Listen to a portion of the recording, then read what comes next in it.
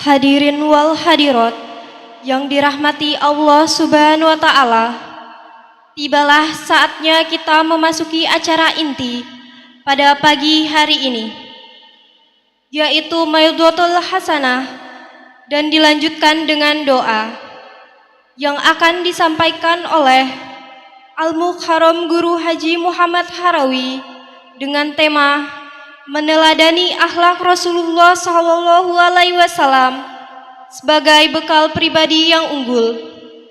Kepadanya, waktu dan tempat dipersilakan.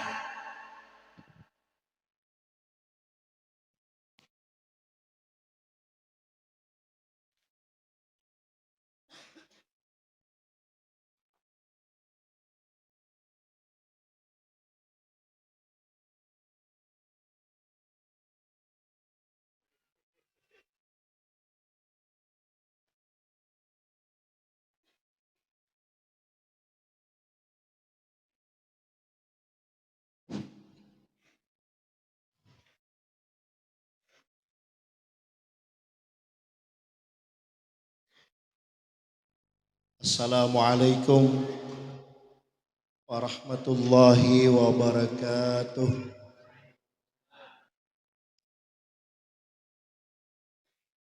Rasanya masih garing jawabannya. Nalayo. Kayak loyo gitu. Saya ulangi sekali lagi. Assalamualaikum warahmatullahi wabarakatuh.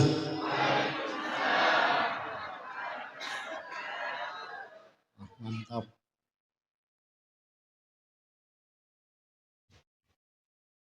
Mudah-mudahan yang menjawab salam nyaring Allah panjangkan umurnya,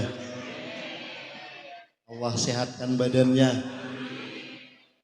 Allah luaskan rezekinya. Ibu-ibu yang nyaring menjawab mudah-mudahan diberi anak saleh dan salihah. Nang kada menjawab mudahan lakinya kawin lagi. Maaf pula. Bismillahirrahmanirrahim. Alhamdulillahirabbil alamin. Wa bihi nasta'in wa ala umurid dunya waddin.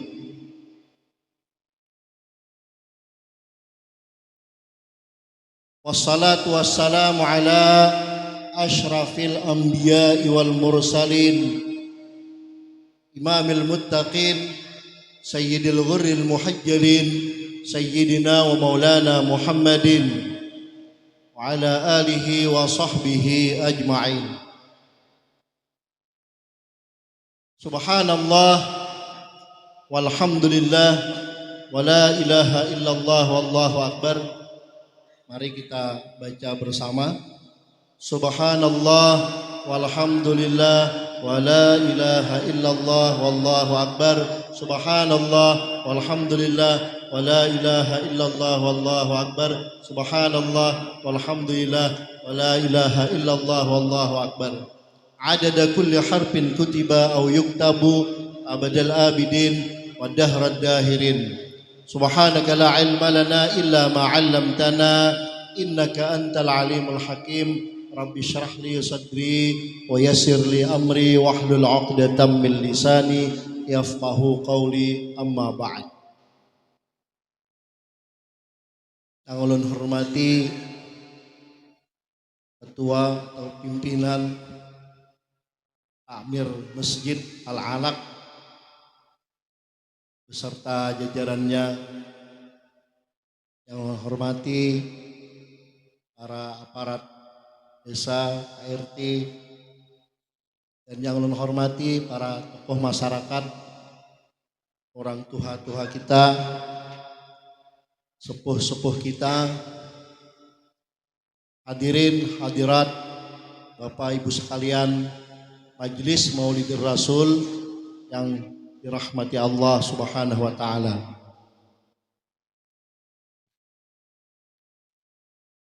Alhamdulillah, Pertama-tama kita panjatkan puji syukur kehadirat Allah Subhanahu wa taala yang mana dengan limpahan rahmatnya, taufik, hidayahnya, serta inayahnya, kita pada hari ini dipanjangkan umur oleh Allah Subhanahu wa taala, disehatkan badan, dimurahkan rezeki, dibukakan segala kesempatan untuk mengerjakan taat kepada Allah Subhanahu wa taala, sehingga kita dapat berkumpul di tempat yang mulia ini, salah satu daripada rumahnya Allah Subhanahu wa taala, satu masjid yang mana banyak hal-hal yang disunnahkan saat kita masuk dan berada di dalam masjid ini. Dan alhamdulillah, mungkin sebahagian kita datang ke masjid ini sudah melaksanakan sunnahnya Rasulullah sallallahu alaihi wasallam berupa penghormatan kepada masjid ini, yaitu dengan melaksanakan salat sunnah 2 rakaat yang kita kenal dengan tahiyatul masjid. Paham? Ingat tadi jar aku salat tahiyatul masjid. Jar bebinian makin nyai kami. Oh bu, ada buah bukana kalau kesini ada sempat salat tahiyatul masjid. Akan tetapi para ulama menyebutkan, walaupun ternyata kita kada sempat melaksanakan salat sunnah 2 rakaat, maka sebagai gantinya membaca subhanallah walhamdulillah wala ilaha illallah wallahu akbar 3 kali sebagai penghormatan kita kepada rumahnya Allah, yakni masjid ini. Dan yang kedua, sudahkah Anda berniat i'tikaf di masjid ini? Paham kada ingat pulang? Maka saat sekarang ucapkanlah di hati, sahajaku berniat, sahajaku beriktikaf di masjid ini sunnah karena Allah Ta'ala. Ini yang sering terabaikan, tinggal di masjid tapi tidak bernilai pahala. Padahal walaupun ketiduran di masjid tetap bernilai pahala kalau dia berniat i'tikaf. Alhamdulillah.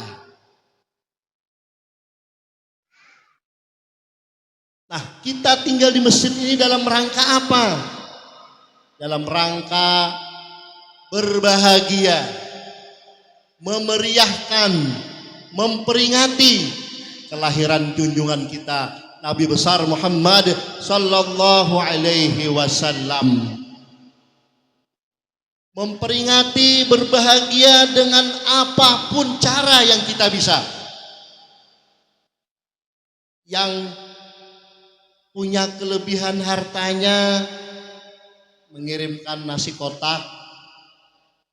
Yang lebih banyak lagi hartanya mengirimkan dananya untuk segala macam urusan akomodasi, urusan operasional, untuk kelancaran peringatan Maulid pada hari ini. Yang mungkin punya suaranya agak bagus, ikut membaca Maulidnya. Yang kada bisa apa-apa, cukup duduk walaupun ketiduran, aman insya Allah. Semuanya terlibat dalam urusan memperingati, memeriahkan Maulid Nabi kita sallallahu alaihi wasallam. Dan ini budaya yang jangan sampai hilang. Jangan sampai ada orang yang berani untuk menghilangkan budaya seperti ini. Walaupun kita sangat berharap dan berdoa kepada Allah, pelaksanaan perayaan Maulid seperti ini Allah memberikan ganjaran yang besar. Kenapa seperti itu? Karena ulama-ulama besar dunia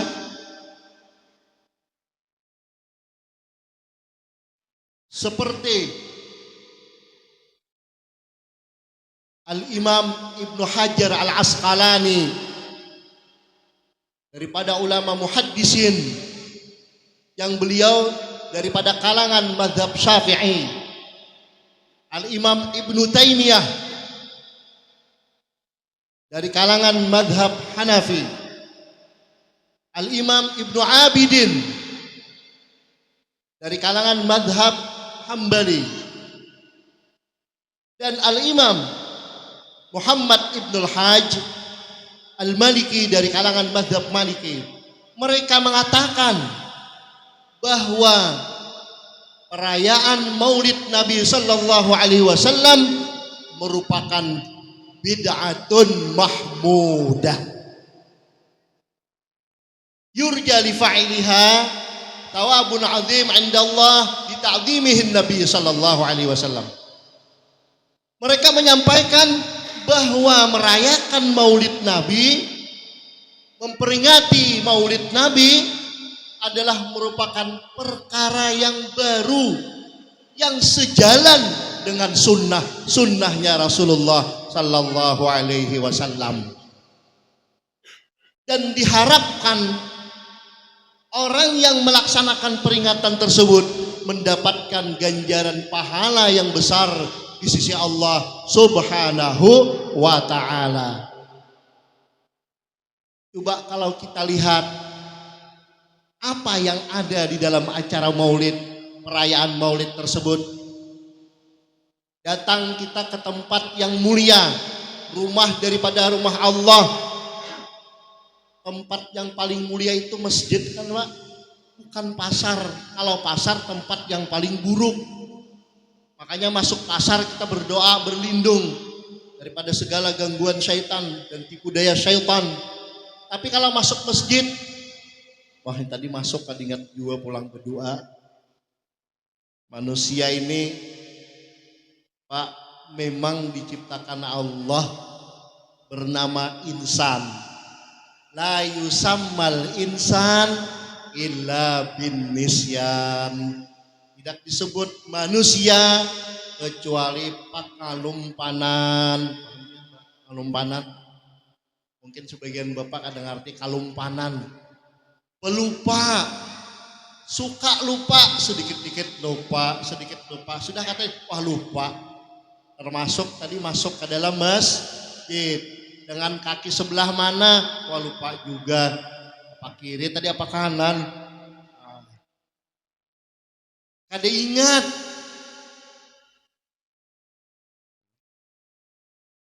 Katanya cinta dengan Rasulullah sallallahu alaihi wasallam. Katanya mahabbah dengan Rasulullah sallallahu alaihi wasallam. Ingin ikut meneladani bagaimana kehidupan Rasulullah, bagaimana cara ibadah Rasulullah. Tidak perlu untuk hal-hal yang besar. Cukup pian masuk masjid, langkahkan kaki kanan lebih dulu. Pokoknya setiap datang ke masjid, pikir, ingat, hati-hati, jangan sampai melangkah dengan kaki kiri. Kita sudah melanggar sunnahnya Nabi sallallahu alaihi wasallam. Hati-hati, Bu, awas, hati-hati pian. Yang masuk kaki kiri ke masjid, yang masuk WC kaki kanan lebih dulu, hati-hati karena bala bencana kepakiran. Maka sebaliknya supaya pian lakas sugih, ingat masuk WC diutamakan dahulukan kaki kiri, masuk masjid dahulukan kaki kanan, nyaman sugih. Jadi kenapa ini usahaku ini selama ini rasanya capek, banting tulang, peras keringat, siang jadi malam, malam jadi siang. Oh adalah siang malam sama. Ada betutupan toko, ada jam liburnya, ada sepanjang jalan tutup, sebuah toko tuh masih buka, tapi kok rezekinya selalu aja kurang, kebutuhannya selalu aja kurang. Kenapa? Kada teitihi, kada terperiksa, kada terkontrol, masuk WC sekalinya betis kanan terus. dahulukan kaki kanan masuk ke dalam masjid dan dahulukan kaki kiri masuk WC agar terhindar daripada kefakiran. Wah, amalan sugih kadang ngalih. Apa guru amalan sikara sugih? Udah usah banyak amalannya. Sunnah Nabi jalankan. Alhamdulillah tadi masuk sebelah kanan. Yang paling susah keluarnya Pak. Kira-kira keluarnya sebelah kiri apa sebelah kanan? Ulun yakin ada urusan mau keluar. Yang penting sandal jangan hilang. Coba kalau keluar sandal hilang, ya Allah, talalunya sandal kemana? Pian kada melihat tuh sandal pian belain sebelah kanan, sebelah kiri kada hilang.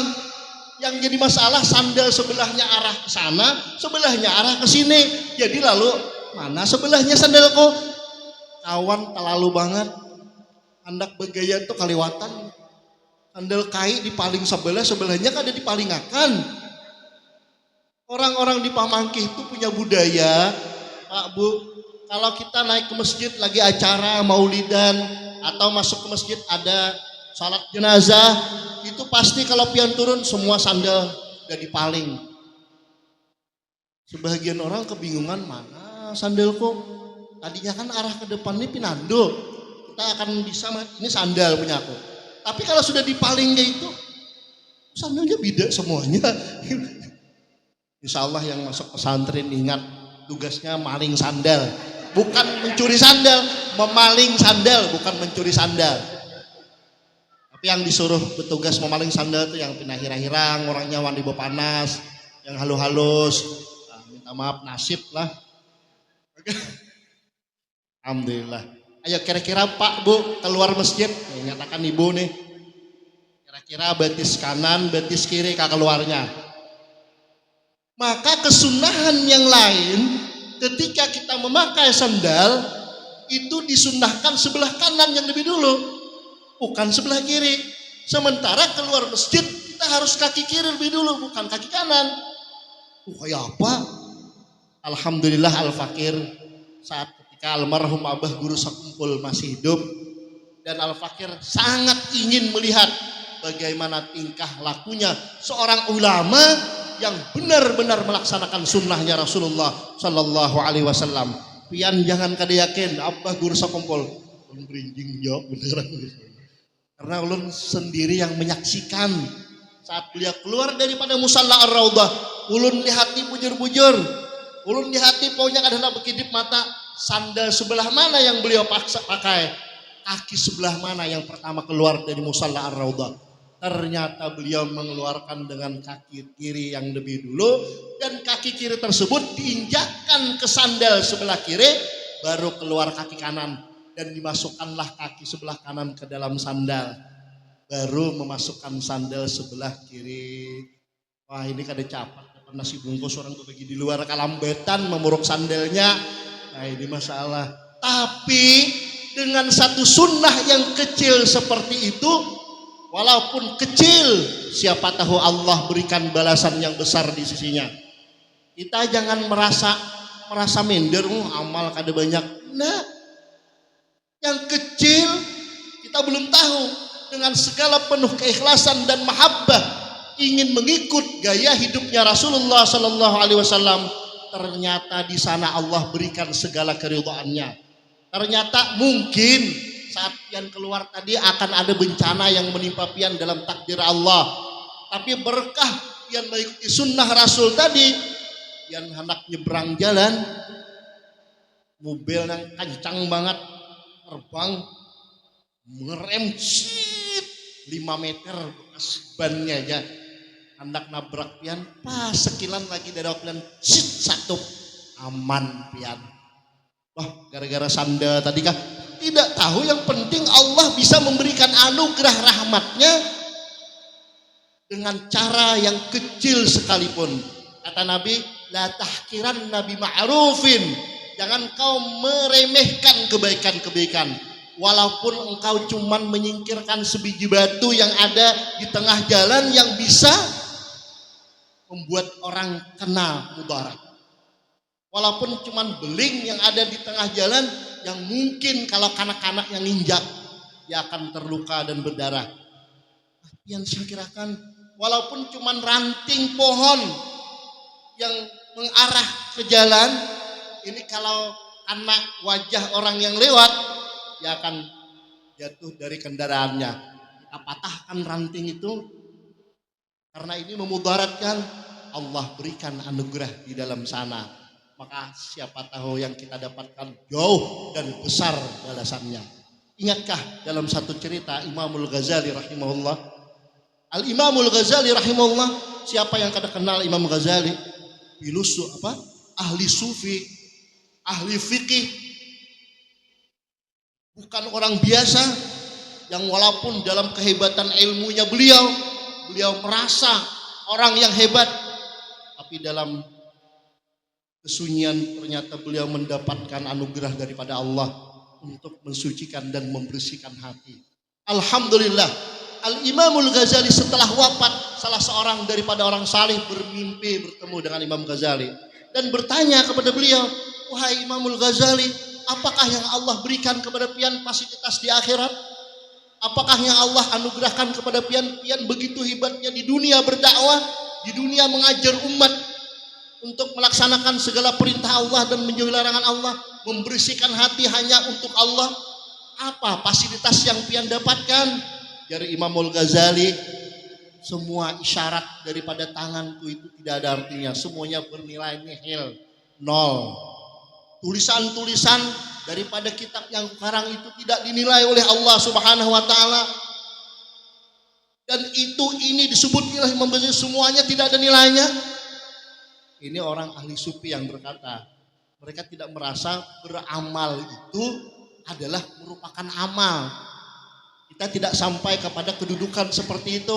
Kita beramal anyar nang pina membaca salawat 10 kali sudah rasa sombong, rasa amalanku salawat panjang, salawat nariyah.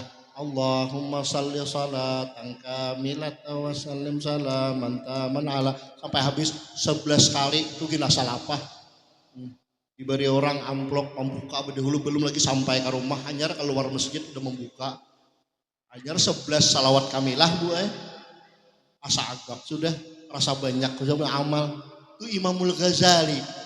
Beliau katakan apapun yang beliau telah perjuangkan tidak bernilai di sisi Allah.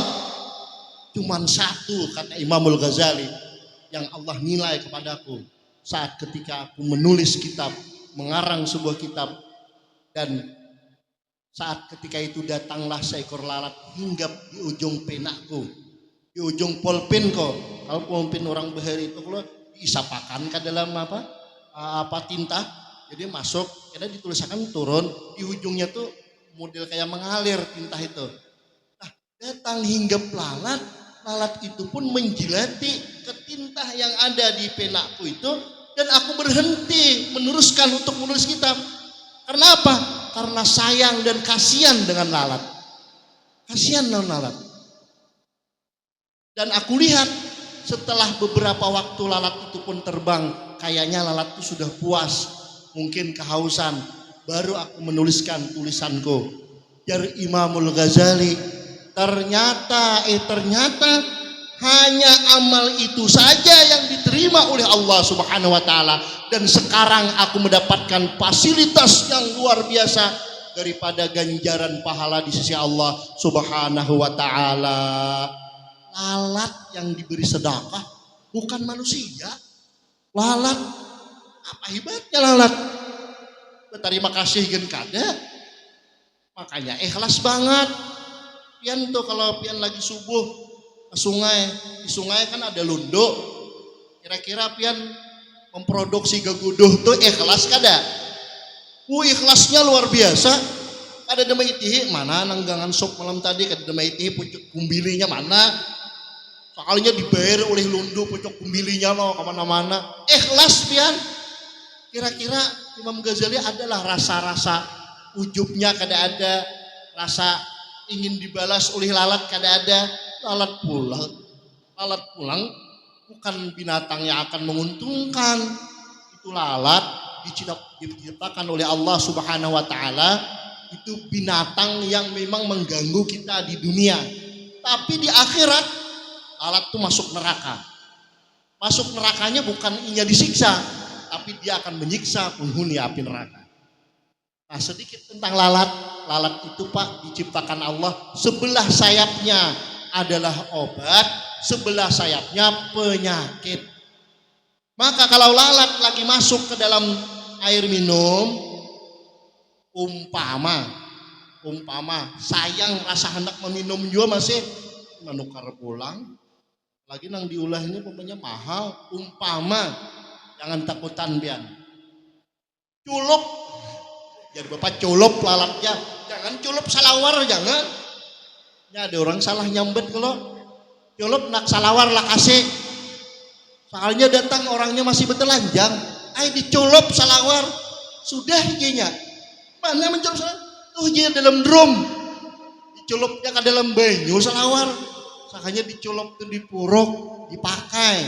Nah, jadi bapak culop, tenggelamkan lalatnya, maka air yang tersebut insya Allah kada akan mengandung penyakit.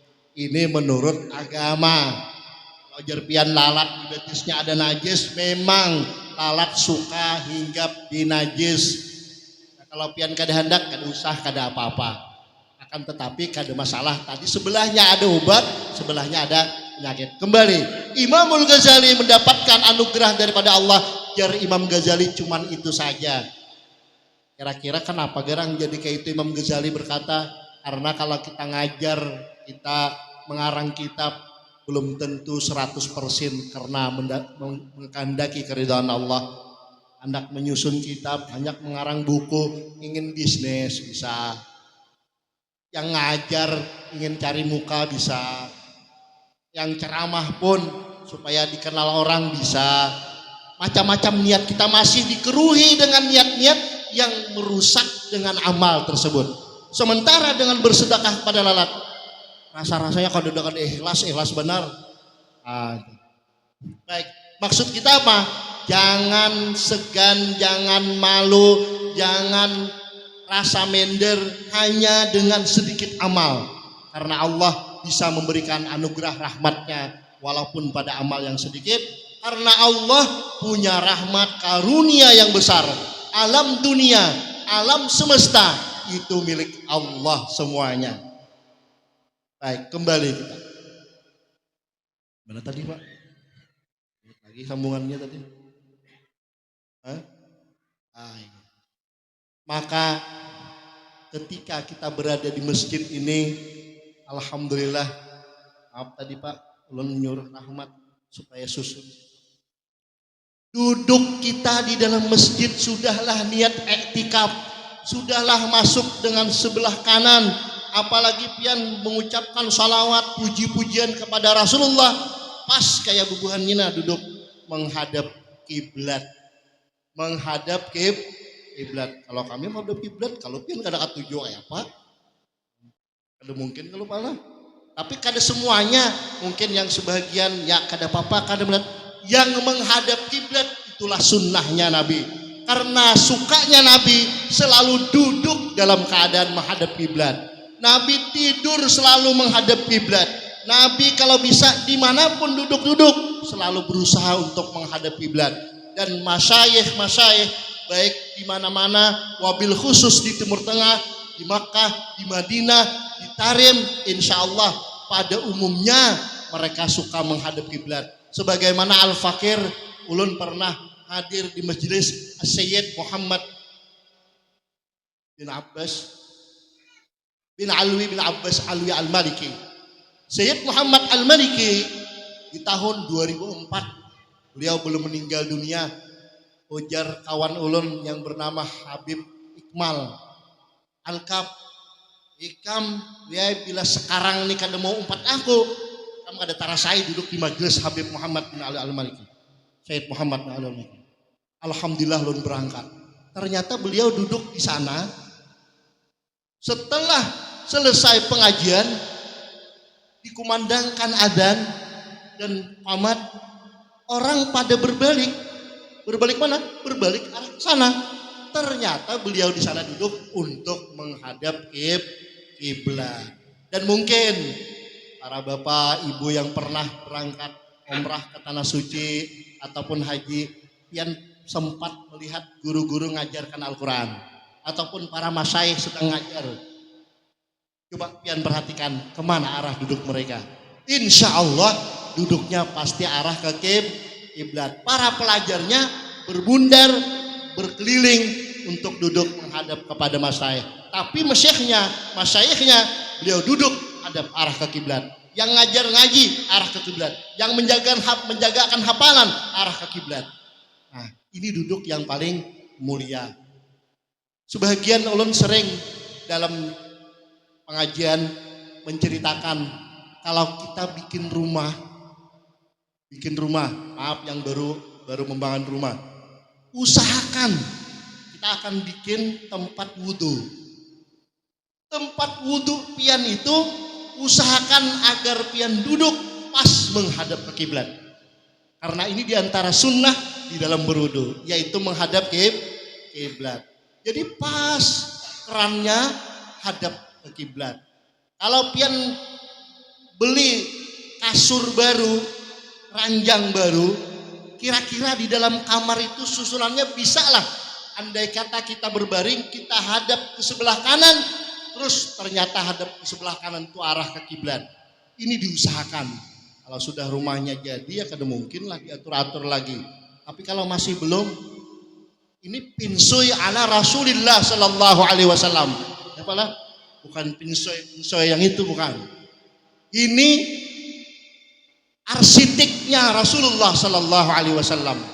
Bagaimana pian memposisikan tempat tidur untuk supaya pian tidur melaksanakan sunnahnya Rasul, hadap ke kanan, berbaring ke sebelah kanan, dan tepat ternyata sebelah kanan itu adalah arah kiblatnya Allah Subhanahu wa taala. Ayo, ini sunnah. Bukankah kita memperingati Maulid ini ingin sedikit demi sedikit menjalankan dan mengikuti sunnahnya baginda Rasulullah Sallallahu Alaihi Wasallam? Karena apa yang dalam pikir kita? Mungkin pian berwudu, ini ibadah. Kalau hal-hal yang biasa, makan, ini yang ibadah. Supaya ibadah tersebut bukan hanya kita sekedar melaksanakan kewajiban, tapi kita telah melaksanakan sunnahnya Rasulullah Sallallahu Alaihi Wasallam. Dan ini kadang-kadang kalau sudah jadi budaya, alhamdulillah. Maaf Pak Bu, mungkin cara wudhu kita biasa-biasa aja. Pertama kita buka keran. Zaman sekarang kan kadang-kadang pakai keran, selalu pakai keran. Jadi ulama orang yang berwudhu pakai keran itu seperti orang yang berwudhu dibantu, ya kan? Kenapa dibantu? Karena dituangkan. Makanya sebagian ulama, maaf, cara berwudhu mereka walaupun pakai keran, mereka menanai air keran, terus mereka ambil, ketika mencuci tangan, mereka keluarkan, mereka ulurkan yang di telapak tangan itu ke pergelangan tangan. Kada seperti kita, kada langsung, ya kayak itu, kada bagus kesokan, nah gitulah. Kalau kita, ini berarti kita dibantu, dibantu oleh dituangkan oleh keran. Maaf, kita kada usah dibantu atau tidak. Pertama kali yang pian ucapkan pasti Bismillahirrahmanirrahim. Wah, kada ingat. Oh Bu, ingatlah Bu subuh tadi berbismillah, hendak berwudu. Maka ada berbunyi Bu, ingatlah berbismillah hendak berwudu. Ah, ingat Ibu, alhamdulillah. Akon habe panang kada ingat deh. Gimana Pak, masih ingat dah sebelum berwudu pakai bismillah? Ingat, alhamdulillah. Ini luar biasa. Tapi sebutin aja bismillahnya berbunyi. Siapa yang mau meniru? Anak pian aja membaca apa momen itu kayak isim kumat kamit aku nah mantra apa? Coba pian nyaringe Bismillahirrahmanirrahim, pian cuci tangan 3 kali. Lihat wudunya pian ucapkan nawaitul wudu'a lirafil hadasil asghari lillahi ta'ala. Ini bahasa Arab. Kalau pian hendak bahasa Indonesia ucap boleh. Sahajaku wudu karena Allah Ta'ala. Apa salahnya? Terus Setelah tangan pian cuci, pian memasukkan air ke mulut berkumur dan memasukkan ke hidung. Hati-hati jangan terlalu dalam menghirupnya, langsung lamas. Hai, orang hendak melaksanakan sunnah ingin supaya betul-betul air masuk ke hidung. Cuma tadi hati-hati, ya lamas itu resiko. Tetapi sudah dapat pahala sunnah walaupun hanya dengan memasukkan sedikit aja masuk ke hidung. Kenapa? Jadi kayak itu, Pak, Bu, jadi kita disunahkan memasukkan air ke hidung. Tahukah pian? Ada tahu sekolah? Nyotai itu kalau tahu. Pian pang betakon, mun pian kada betakon tahu. Membuangi karak hidung. Ini kada kawa kada dibuangi karak hidung. Kasihan muter taksi bingung. Bila berjalan muter taksi berbunyi. Dihati oleh supir ke bawah motor kada ada masalah. Bila berjalan berbunyi. Dihati lawang kaca-kaca bagus bertahan. Bila berjalan berbunyi, pariksa, sakalinya ada nang penumpang karak hidungnya gandal di sini nah. Itu nang baulah berbunyi sakalinya. Apalah, menyimpang-nyimpang kalau pindah panas dulu. Nah, disebutkan oleh ulama bahwa ketika kita tidur di malam hari, itu syaitan tidur di dalam hidung kita. Syaitan berkurung di hidung kita. Kalau pian bangun, terus pian berwudu, tidak memasukkan air ke hidung, insya Allah syaitannya malandau sampai siang di hidung kita. Jadi jangan lupa itu memasukkan air ke hidung. Memang perkaranya sunnah, dan sunnah pasti ada rahasia di dalam sunnah tersebut. Sebagaimana halnya kita berwudu, pian menggosok muka, pian gosok tangan. Sunnah kan di dalam wudu. Kalau pian mau berwudu tuh muha pian wajah pian calap pian celupkan ke dalam kolam sahaja berwudu karena Allah Ta'ala bertahan hinak setumat, kalau perlu sebagian kepala ditenggelamkan dalam kolam, insya Allah sah. Tapi adakah pian menggosok? Kada ada. Tapi sah, memang sah, tapi sunnah tidak dapat. Apa sunnahnya? Sunnah menggosok. Kemudian tangan, kalau pian mau cuci tangan 3 kali, pian celupkan ke dalam kolam, 2 kali gitu. Kalau perlu pian masukkan tangan ke dalam kolam, pian gerakkan 3 kali. Sudah dapat kewajiban mencuci tangan. Tapi dapatkah pahala sunnah menggosok? Ada dapat. Apa? Gerang rahasianya menggosok, ini ada terapi. Tangan kita menggosok wajah kita ada terapi. Makanya lah. Malah kadang-kadang mungkin pian pandang wajah-wajah artis bintang film apa bintang film? Bintang film kinclong. Jangan wajahnya, jari jemarinya aja. Kita kada bisa membedakan ini jarinya laki-laki atau perempuan daripada kabubungasannya artis tuh. Adakah cahaya tersimpan dalam kebungasannya itu? Ada. Kalau dia tidak berwudu. Bagi ahlul basair, orang-orang saleh yang Allah bukakan mata hati mereka, Allah bukakan ketajaman mata mereka, mereka akan dapat melihat siapa di antara kita yang berwudu, siapa yang kada. Yam jarang dipunjuk tadi, aku tak kentut tadi. Kelihatan, walaupun dia berkulit hitam, tapi dia berwudu, ada cahaya pada mereka. Walaupun dia dengan wajah yang glowing, pokoknya es glow-nya kada kumpulakan tasnya tuh simbanyakan. Saking care-nya sudahlah, aduh apa Al Jazeera segala macam. Sekalinya nong lelakian ini memakai es glow juga, ya Allah ya Rabbi. Hendak mencari pacar apa lagi? Lelakiannya makanya mahal jujuran deh. Di orang bahari lalakian tuh bepupur pahala jujuran gala-gala bepupur bangkal, bepupur astagina. Kalau sekarang tuh ada lagi pupur bangkal, pupur astaginanya ada MS Glow. Pandak glowing juga Bapak. Tapi tidak berwudu. Tapi wudunya tidak penuh dengan sunnah-sunnah Rasul. Beda dengan orang yang berwudu, yang mereka melaksanakan sunnahnya Rasul, menggosok muka, tangan digosok. Ada terapi. Dan satu lagi, ada resep yang bisa mengalahkan MS Glow. Handaklah Bu. Handak kah Bu? Handak, alhamdulillah. Biasanya kita kalau mau tidur pasti masuk WC dulu. Buang hajat biar tidur dalam keadaan aman, perut kita keadaan menahan, buang air.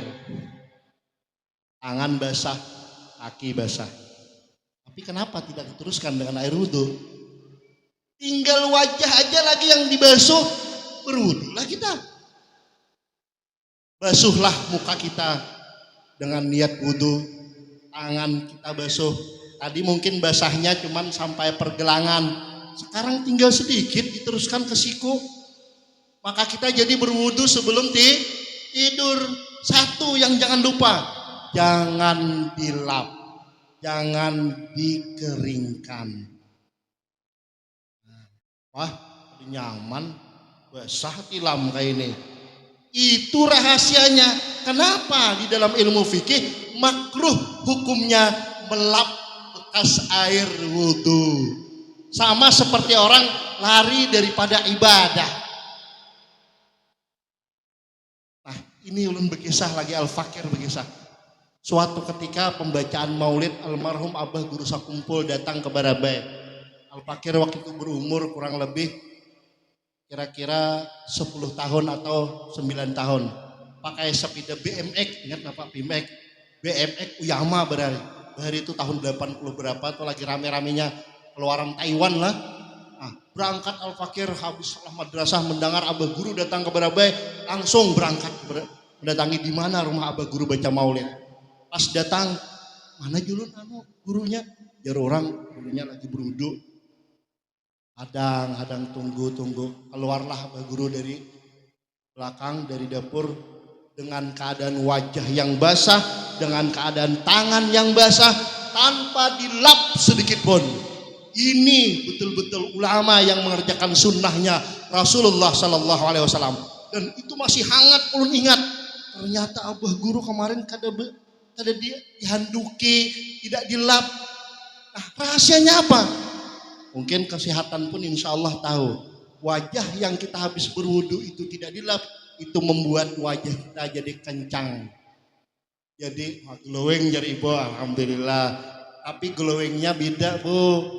Kalau yang dipakai MS Glow, glownya glow karena ada benda yang ditambahkan. Tapi tidak hakikatnya glowing. Yang berwudu sempurna, hakikatnya glowing pada batin. Walaupun pada zahir orang lihat biasa-biasa aja. Tapi ahlul basair, mereka-mereka yang diberikan oleh Allah indra keenam, mereka akan bisa lihat ini orang yang berwudu, ini orang yang tidak berwudu. Alhamdulillah. Bapak-bapak sekalian, ibu yang dihormati oleh Allah, yang dirahmati oleh Allah Subhanahu wa taala. Ini sunnah-sunnah Nabi yang sangat patut kita budayakan walaupun kecil. Termasuk tadi berwudu diawali dengan Bismillahirrahmanirrahim. Nyaringi Bu. Bismillahirrahmanirrahim. Ini zuhur kaina ibunya akan berwudu, ulun hadangi nyaring kah kada ka berwudunya. Gua kada kawa ulun hadangi, pian aja seorang gue ada di rumah baca nyaringi biar keluarga mendengar. Kalau suami pian mendengar, namanya mengamalkan sudah ini. Rugi aku kada mengamalkan sunnah nang kayak ini.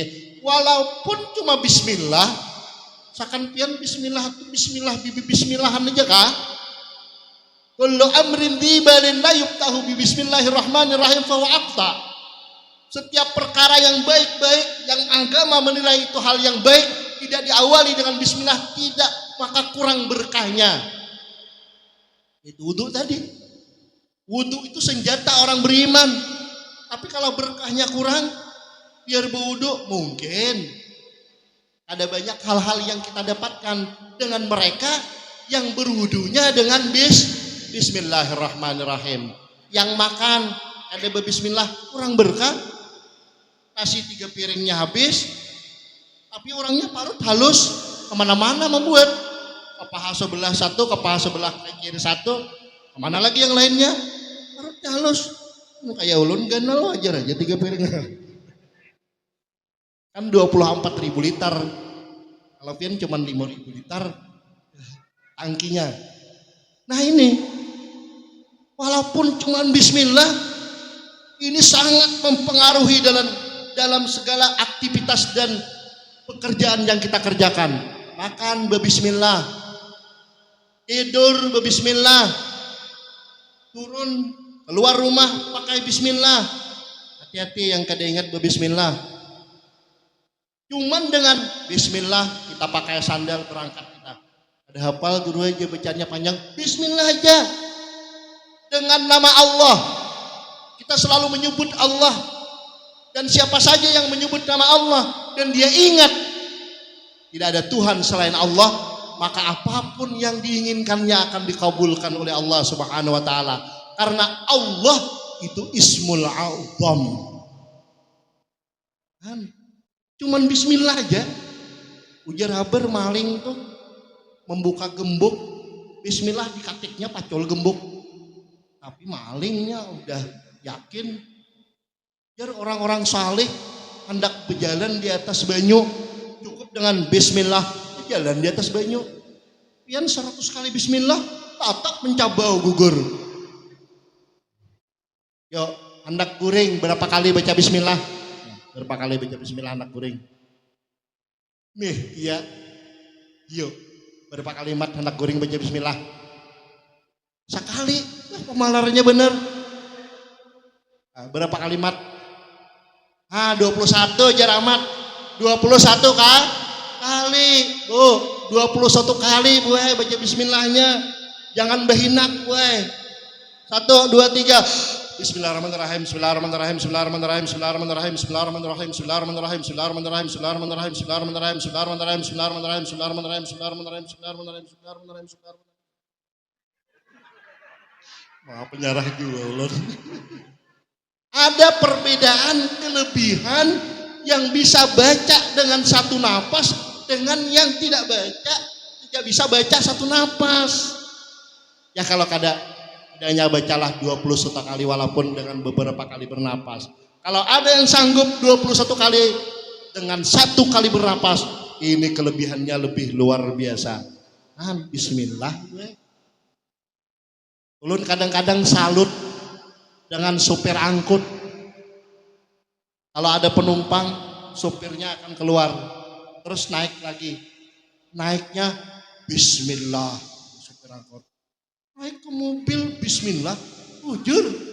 Walaupun zikir yang diajarkan bukan bismillah, tapi tetap bismillah. Naik lagi penumpang ada datang, turun lagi mengatur barang, naik lagi bismillah. Maka nyaring bacanya. Wah, jangan kalah ini kita. Ini supir angkut nyaring bismillahnya, kedengaran penumpang. Yang kedua, pernah ulun di warung makan. Ibu-ibu yang melayan di warung makan itu mengautkan akan nasi bismillah. Itu mengaut nasi aja bismillah. Padahal mengaut nasi itu bukan perkara yang harus pakai bismillah, tapi ingin supaya jualan mereka tambah berkah, mereka baca bismillah. Ada lagi ibu-ibu di dapur sedang memasak. Maharu beres, jarang kan ada bacaannya. Maharu beres tuh, ada bacaan pang, sah insya Allah masak kayak beres. Kalau pang kada sah maharu beres, kada bacaan, ialah pian baca bismillah. Nah ketika memasukkan beras ke dalam kuantan kan namanya, panci ya orang kampung kuantan. Panci masukkan ke dalam panci, masukkan ke dalam rice cooker, bismillah. Berkah makanan. 1 liter cukup 20 orang makan. Ada basi jar, ada basi. Pernah lapian tetap nasi kada basi? Ada. Karing-karing memasakinya, yang ditaguk kayak pasir. Insya Allah 2 hari kada basi. Alhamdulillah. Cuman dengan bismillah. Malah rugi kita kalau kada baca bismillah. Nah, ini diantara sunnah-sunnah Rasulullah Sallallahu Alaihi Wasallam yang terakhir. Wah, ini buahnya nih rajinan yang terakhir ini menjaga. Handak baungga apong bismillah kada bu, Pak? Bismillah pala. Baungga apong bismillah kada. Lah ungga apong sinalit-nalit. Biniko bauntong. Bila gambung be anak wali. Yalah, bismillah kalau bu. Oh ini hafal bener bapak nang kacamata nih. Bismillahirrahmanirrahim ya. Tapi salahnya di mana? Ketika pian bacanya begimet, siapa yang dengar? Bininya kada membaca, yang laki membacanya begimet. Nah sunnahnya benyaring membaca Bismillah, siap ujar nang bini. Wah, dosa dipanjangi palah bacaannya tika situ aja gen. Kada hafal aja boy, kada apa-apa. Tapi jangan kada Bismillah. Itu perkara yang baik, itu perkara yang berpahala. Sahabat bertanya, ya Rasulullah, kok menggauli istri itu berpahala lah? Itu kan mengumbar nafsu. Ternyata kalau ditujukan kepada istri yang halal, kepada orang yang dihalalkan oleh Allah, maka dia berpahala. Sebagaimana sebaliknya, kalau dia ditujukan kepada orang yang bukan halal, dia akan mendatangkan dosa. Apakah itu tidak berpahala? Berpahala. Oleh karenanya para ulama, para aulia, para salihin itu termasuk pekerjaan yang disukai oleh mereka, karena cuma di sana yang dibolehkan mengumbarkan nafsu syahwat. Dan bagi mereka, setelah mereka melaksanakan hal tersebut, mereka akan bertambah semangat di dalam beribadah kepada Allah. Ada mun beting kaong keluar kamarnya ada. Amun pian pacang beting kaong jangan behimat minum pil obat nang perkasa gitu. Keluarnya beting kaong kada pacang beribadah ka masjid bin kada kawal lagi menyupani aja tulah ka masjid beting kaong. Kenapa kayak jadi beting kaong? Ya malam tadinya 10 ronda. Umpama. Dan satu lagi terakhir, apa kehebatannya pian baca bismillah kalau lagi unggah apung itu? Ketika pian menuangkan adonan kue ke dalam tuangannya tersebut, kan rasanya beda tuh. Orang dalam keadaan senikmat itu sekalipun, agama mengajarkan agar kita ingat kepada Allah. Ucapkan bismillah di dalam hati. Allahumma jannibna syaitan wa jannibis syaitan ma razaqtana. Ingat, baca di dalam hati. Jar ulama termasuk di antara yang mempengaruhi kepada anak menjadi anak saleh atau tidak, di antaranya dia ingat membaca bismillah tersebut saat ketika menuangkan adonan tadi ke dalam tuangannya. Nah, itu rahasianya. Ini untuk nang sudah kawin boleh dicoba, untuk nang belum kawin ingat dihafali. Nenek ingat, amun nang pina ya loyo aja bagagama tanai. Soalnya sudah pegangan hidup, dipegang belum hidup. Kadang-kadang masih pandangannya dipandang aja kada mau hidup. Ya, minta maaf, minta ridho, minta halal palah. Ulun pembicaraan kalau tapi terarah. Yang penting kada apa-apa, kerjakanlah sunnah Rasul. Yang pian kenal ini sunnah Rasul gawe, walaupun kada kau banyak sedikit. Semoga karena akhirnya kita akan seluruh kehidupan kita kalau bisa mengikuti sunnahnya Rasulullah SAW. Sebagaimana ajar malam tadi disebutkan, Al Habib Umar ada hakun memakan apa? Makan durian. Nah, setelah disampaikan oleh yang lain, ya Habib Umar, itu durian dimakan oleh guru pian Al Habib Abdul Qadir Kutub dari negeri As-Sagab. Maka Habib Umar langsung memakan. Kenapa? Dalam keyakinan Habib Umar, paguruan kada mungkin menjauhi daripada hal-hal yang buruk atau melakukan hal-hal yang salah, maka ikut kepada paguruan karena kecintaannya dengan gurunya. Kita cinta kepada Rasulullah, maka kita harus ikut dengan Rasulullah. Walaupun kada semua kehidupan kita sama, sebab beda zamannya, beda keadaannya, tapi setidaknya hal-hal yang berupa ibadah jangan sampai kada mengikut sunnahnya Rasulullah Sallallahu Alaihi Wasallam. Dan mudah-mudahan dengan berkat perayaan Maulid pada hari ini, berkat kita kumpul di sini, semua dosa-dosa kita diampuni oleh Allah Subhanahu Wa Taala, segala amal-amal ibadah kita diterima oleh Allah Subhanahu Wa Taala, niat-niat kebaikan kita dalam hidup dunia untuk menuju akhirat Allah kabulkan, hajat-hajat kita dikabulkan oleh Allah Subhanahu Wa Taala. Semoga pembangunan masjid ini lebih cepat, lebih banyak dana yang masuk, walaupun cuma 1 juta seikung, walaupun amin ya rabbal alamin. Mudah-mudahan segala hajat kita dikabulkan Allah, kita dikumpulkan oleh Allah Subhanahu Wa Taala di akhirat nanti bersama junjungan kita Nabi besar Muhammad Sallallahu Alaihi Wasallam beserta para orang-orang saleh beserta syuhada was salihin. Bisirrin Nabi wa bisirrin wa bisirril Fatihah. A'udzubillahi minasyaitonir rajim. Bismillahirrahmanirrahim. Alhamdulillahirabbil alamin. Arrahmanir rahim. Maliki yaumiddin. Iyyaka na'budu wa iyyaka nasta'in. Ihdinas siratal mustaqim. Shiratal ladzina an'amta 'alaihim ghairil maghdubi 'alaihim waladdallin. Amin. Bismillahirrahmanirrahim. Alhamdulillahirabbil alamin. Allahumma shalli wa sallim ala sayyidina Muhammadin wa ala alihi wa sahbihi ajma'in. Allahumma anfa'na bima 'allamtana wa 'allimna ma yanfa'una wa zidna 'ilma. Allahumma iftah lana fil arifin wa nawwir basairana bi anwaril ilmi wal yaqin waj'al amalana khalisatan liwajhil karim. Allahumma ya man waffaqa ahlal khair wa anum alaih waffiqna lil khair wa inna alaih. Allahumma raddina biqada'ik wa afina min bala'ik wa uzina syukra na'maik.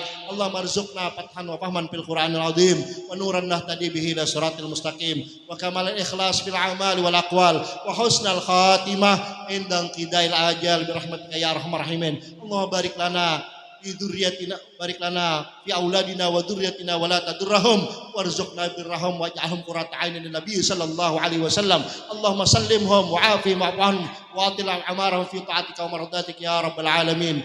Allahumma Rabbana atina fid dunya hasanah wa fil akhirati hasanah wa qina adzabannar. Wa sallallahu ala sayyidina Muhammadin wa ala alihi wasallam. Subhana rabbika rabbil izzati amma yasifun wa salamun alal mursalin walhamdulillahi rabbil alamin. Mohon maaf, minta ridha, minta halal kalau ada kata-kata ulun yang salah, dan ulun akhiri dengan wassalamualaikum warahmatullahi wabarakatuh.